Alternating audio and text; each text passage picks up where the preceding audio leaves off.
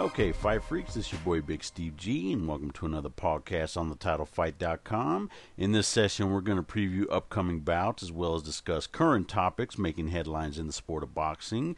And we're going to start off with the ever-continuing saga of Canelo Alvarez and his September 15th bout at the MGM Grand in Las Vegas. It was finally announced yesterday that his opponent will be Josecito Lopez, who is coming off of his huge upset win over Victor Ortiz this past month. And all I have to say is, really? Golden Boy couldn't find a better opponent at 154 or 147 pounds that they had to find a junior welterweight to fight Alvarez?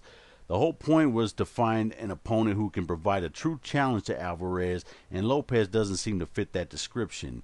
He is a tough game fighter, however, he isn't ready to jump 2 weight classes. Hell, he wasn't ready to step up to 147 to fight Ortiz.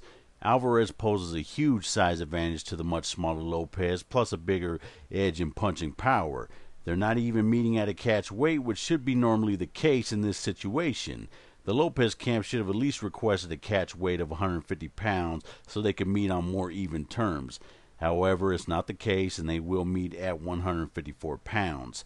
This fight will go head-to-head with the excellent HBO pay-per-view card between Chavez and Martinez, and it'll be shown on Showtime instead of Showtime pay-per-view, which is somewhat of a relief for boxing fans who were put in a predicament as to which fight they should order. Showtime is planning a 3-fight undercard, with the co-feature being a featherweight showdown between fellow Mexican veterans Johnny Gonzalez and Daniel Ponce de Leon, in which should be a barn burner.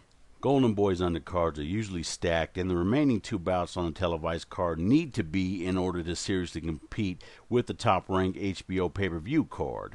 Moving forward, Kahn was reinstated as the WBA junior welterweight champion yesterday after the WBA stripped Lamont Peterson of the title after he tested positive for a banned substance prior to his scheduled May 19th rematch with Kahn, which was eventually canceled. I felt this was a good decision, and since Peterson admitted he took the banned substance prior to his December win over Kahn last year, the decision should be changed to a no contest, and the loss should be removed from Kahn's record.